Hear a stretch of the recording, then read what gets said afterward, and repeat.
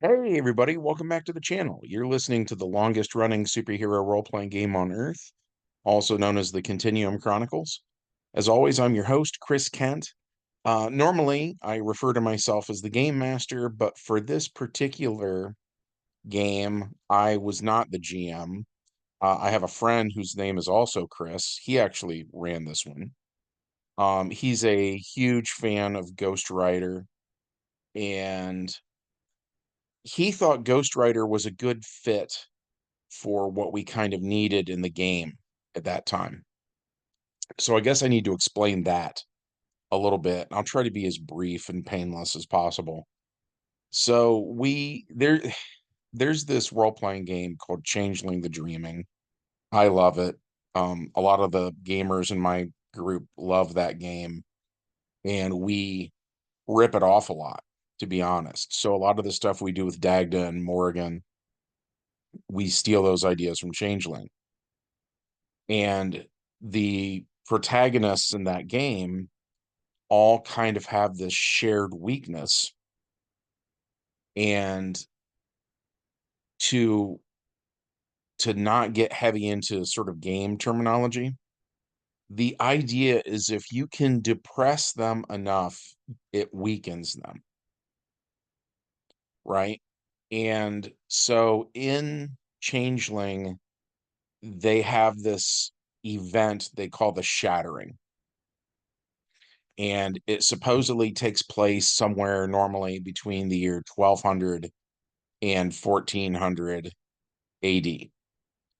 And the idea is that nobody quite knows what the thing was. Some people think it's the bubonic plague that is sort of like ravaging Europe and stuff, but that there's something so bad that these Fae characters go from being kind of like godlike to being more mortal, right? And so what we the parallel there is in our game, what we saw was Dagda, who in the BC era in ancient Ireland, he was sort of their Zeus, right? And he was a really big deal. He was a phenomenally powerful cosmic being. And then later you get to stories like, for instance, we saw him in the Old West, and he wasn't like that at all.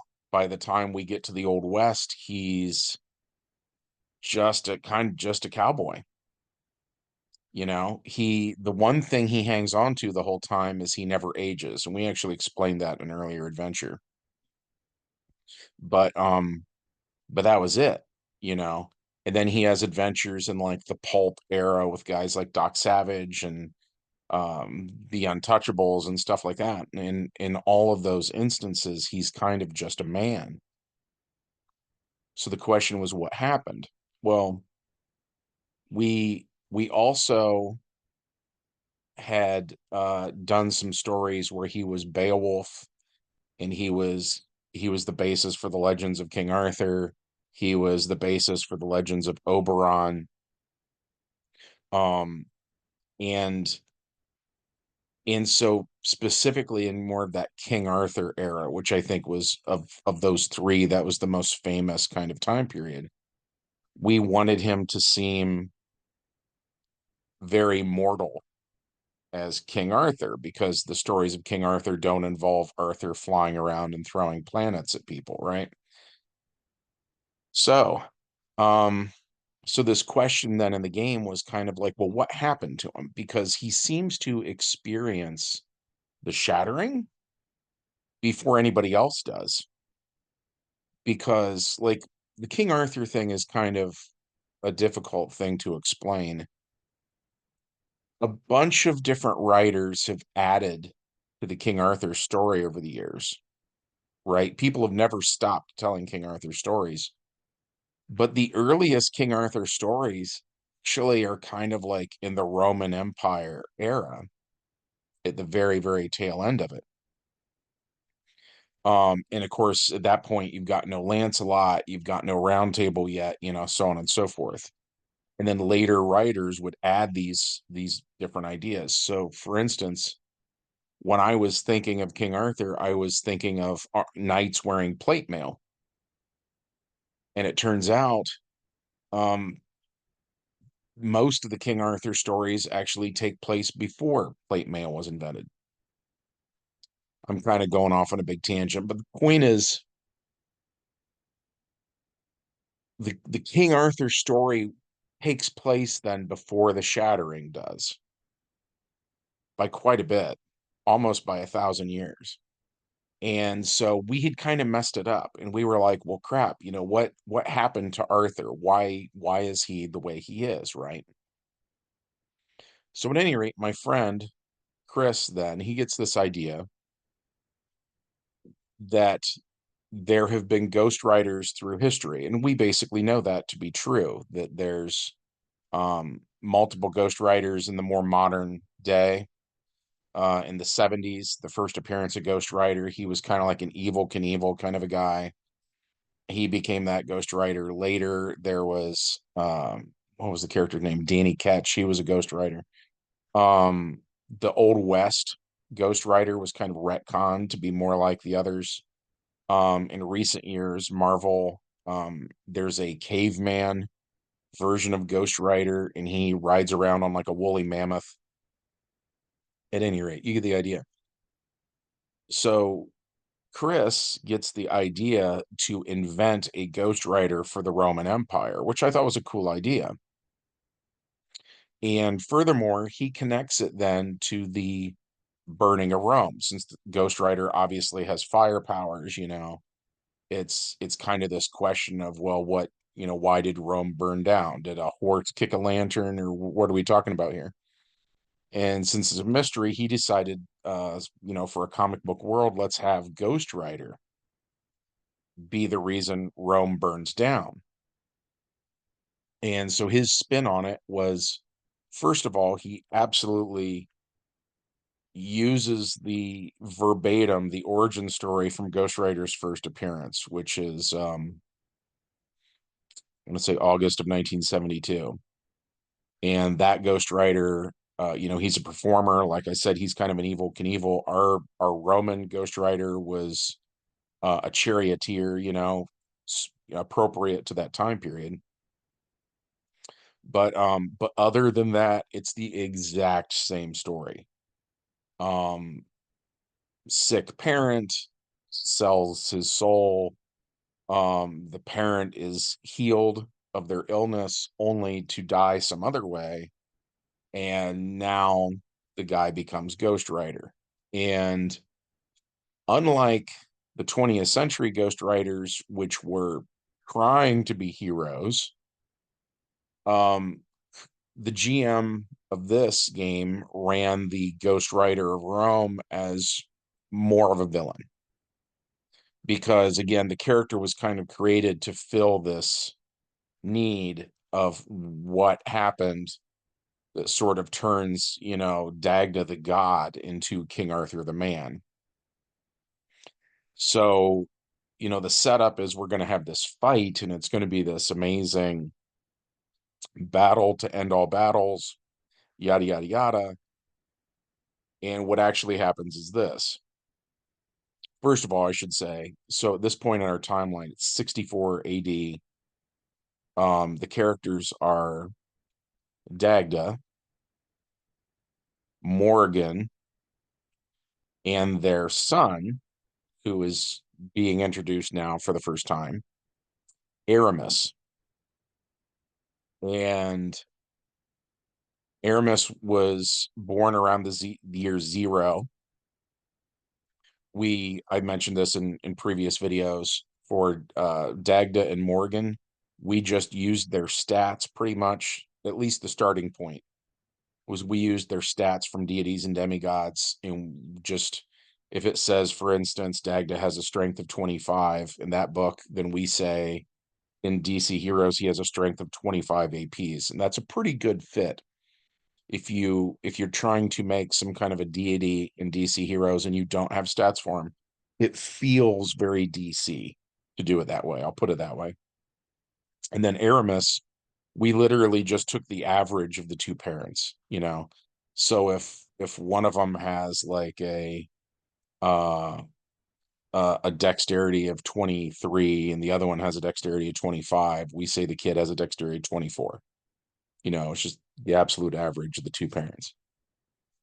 So, that said, they run into the Ghost Rider of Rome. And just like the art I'm using this week, you know, he's got the chariot version of the classic Ghost Rider gimmick, you know, where the wheels are on fire and so on and so forth. And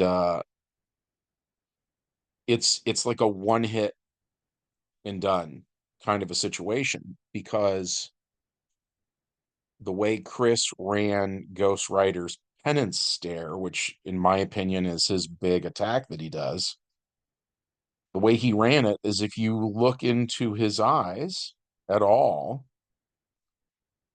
you're affected by it.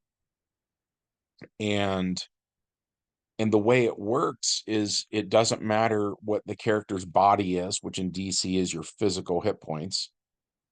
I should maybe address that real quick. In DC Heroes, you have body, mind, and spirit. And so physical attacks take hit points from your body. Mental attacks take hit points from your mind, which is completely unrelated to your body. Um, and likewise, magical attacks do damage to your spirit, right? So you've got three sets of hit points, and if any of those goes down to zero, the character's knocked out. And that's what I hate about characters that do either mental damage or mystical damage, is because nobody, I mean, 9 out of 10 people who play role-playing games, or for that matter, who write comic books, they think in very physical terms, right? And so the characters maybe have a high agility where they can dodge a physical attack, or maybe they have high body where they can withstand a physical attack, or maybe they're wearing some kind of armor, or maybe they have physical regeneration or a physical force field or whatever, right? People basically never have some psychic thing that makes them immune to just having a character drop them like that. And so that's how this fight went.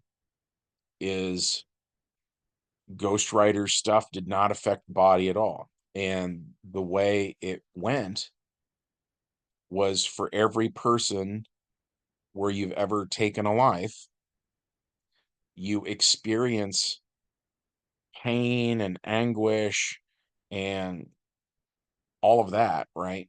For every single life. And so we'll start with Dagda.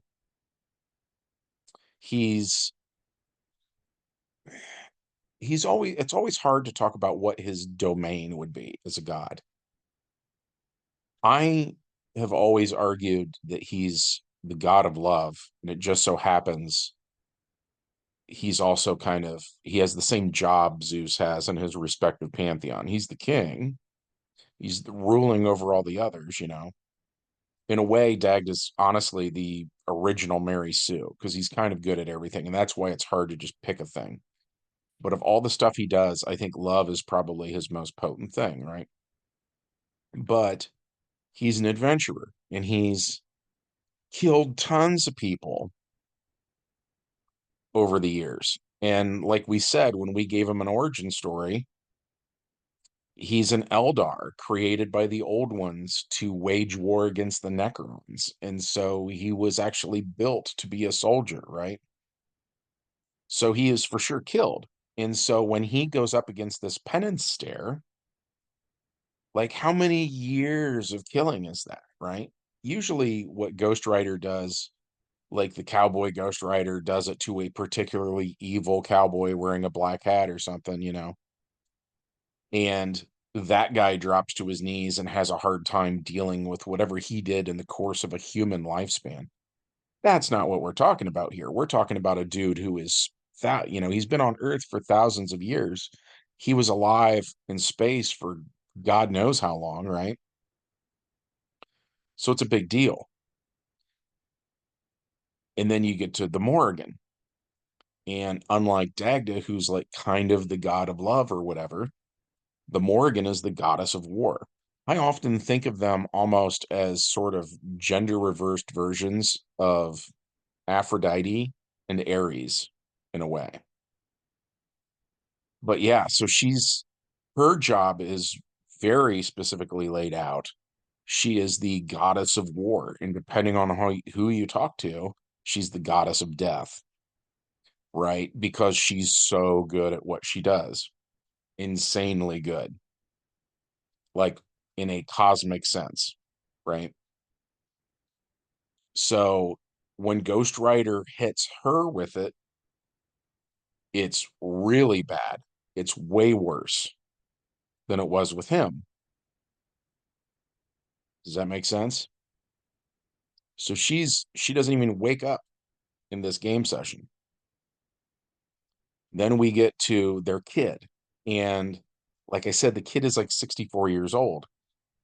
Which by the way, he doesn't look like an old man. Like his parents, he's like sort of eternally young. Um, can't think of the name of the actor right now. I want to say Ian Somerhalder. There's this one guy that my wife always is like, Aramis looks like that guy. But yeah, Aramis is forever young, black hair, blue eyes, handsome, healthy, young, I feel like Aramis at this point would look like he's 25 or 30 years old or something. But the point is, he's also affected by it, but not nearly to the extent that his parents are, right? So he's the first to wake up, and they've all, this is kind of what we're saying is this is the effect that the shattering has in Changeling the Dreaming, where the changelings basically go from being gods to seeming very mortal.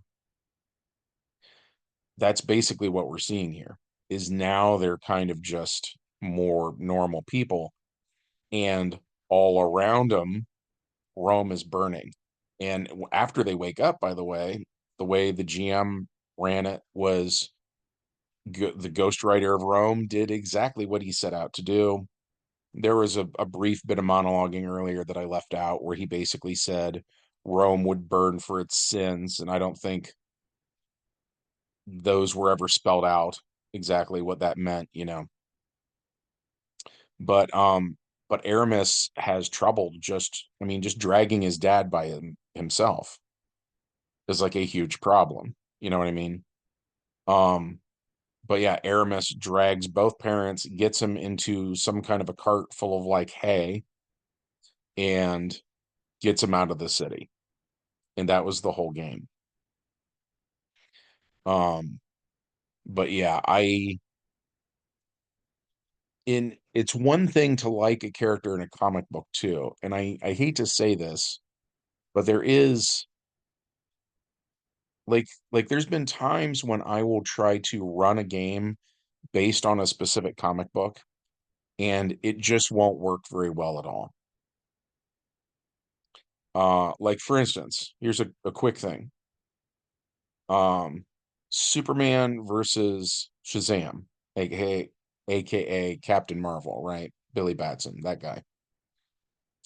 I've seen animated direct to video things, that DC has done where those two are punching each other and so on and so forth.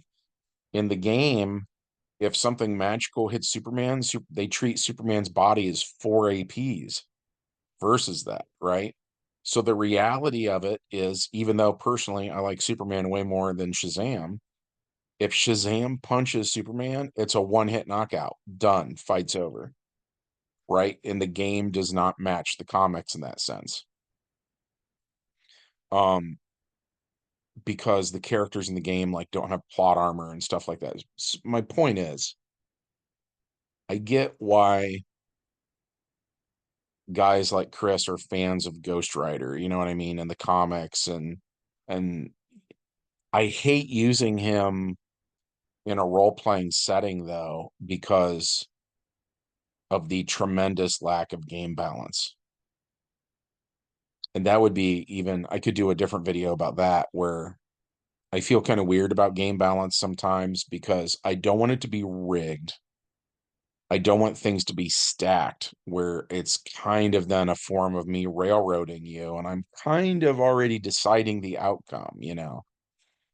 And we could unpack that in another video if you're interested, but at any rate, the other end of that spectrum though is how this game went, where there was no fun battle, you know, it was just boom, done. And that was one of those things where we'd been looking forward to the game all week. Chris came over to run it.